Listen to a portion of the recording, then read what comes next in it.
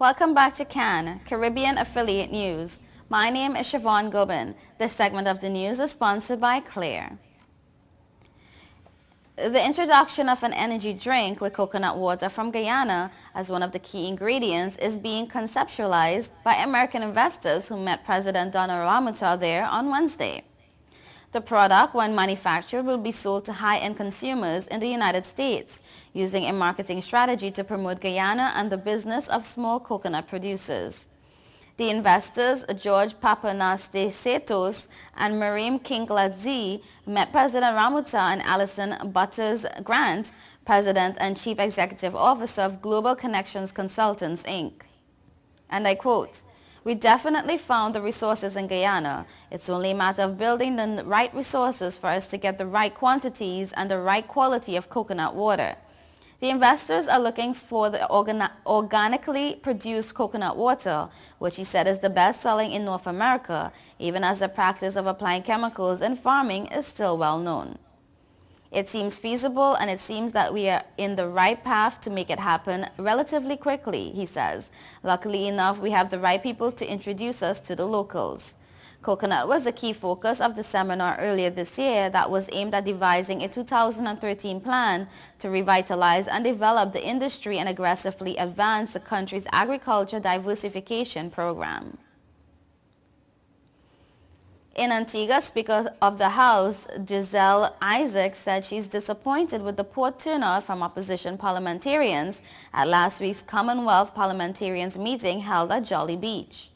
"I thought some of the discussions were interesting enough, pertinent enough, that they would have put themselves out to be a part of the discussion," she said.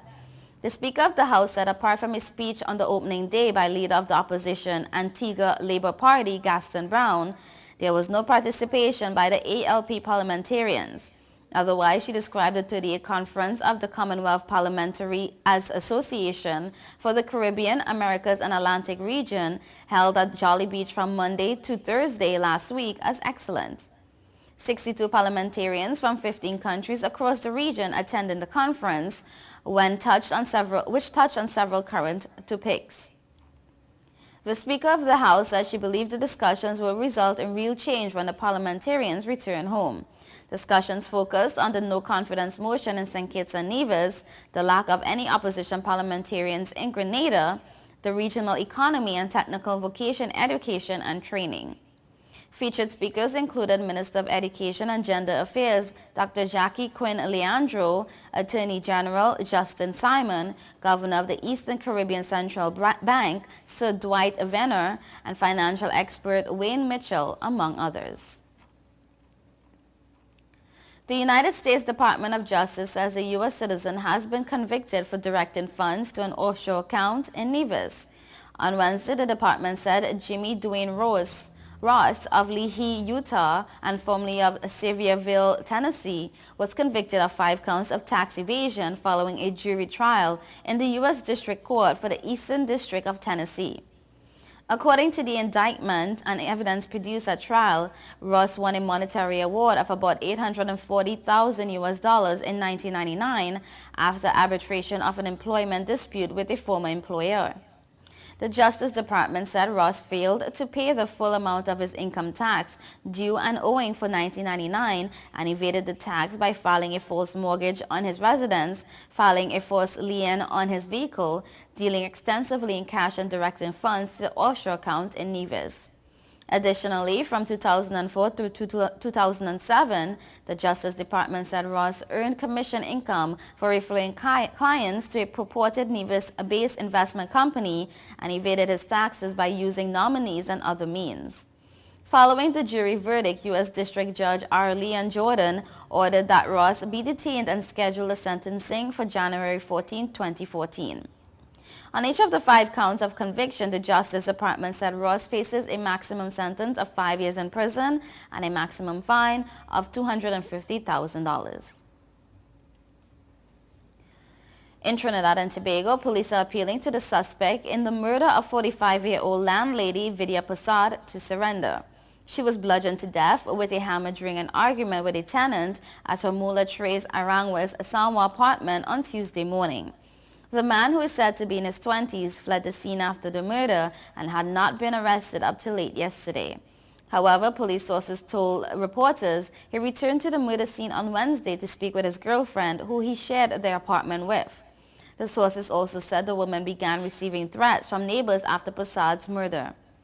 The woman requested a police escort when she went to the apartment on Wednesday night to retrieve her belongings. Officers of the Barataria police station provided escort but had to leave after the woman's transportation did not arrive on schedule. The woman subsequently told investigators while waiting at the apartment the suspect visited her and they had a short conversation. The woman only contacted police after he left. Police sources said the woman was interrogated and investigators suggested if she communicated with the suspect again, she should advise him to surrender to the police. The woman was provided with the telephone contacts of several defense attorneys who police suggested the suspect should meet to arrange a surrender. Inspector Wayne Lawrence and Jones of the Region 2 Homicide Bureau are probing Persaud's murder. Members of the public with information which may lead to the suspect arrest are asked to contact investigators at 640-1738 or 640-5856. You're watching Caribbean Affiliate News. Stay tuned.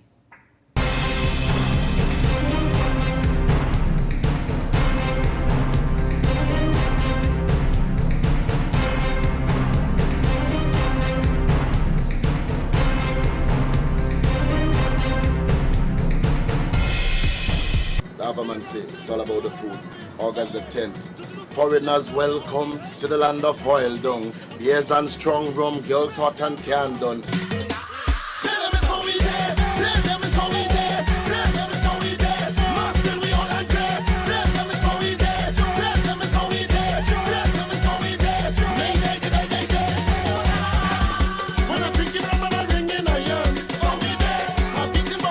It's all about the food.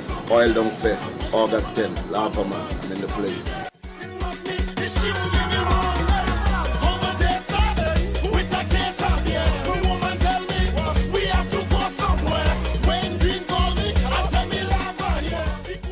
Since we announced Sign and Bribe with zero out of pocket and low monthly payments, cars been flying out of Bronx Honda at a record pace. Whoa! New Accord with zero out of pocket for $249 a month, or new Civics just $199 per month, or save thousands with 0% financing. You never had to leave the Bronx to get the best price on the Honda. Bronx Honda guarantees the lowest price in the Bronx. Bronx Honda, East Tremont Avenue. Visit BronxHonda.com. Hey, excuse me, if you see me smiling, that's 'cause I'm chilling on Total Caribbean Network.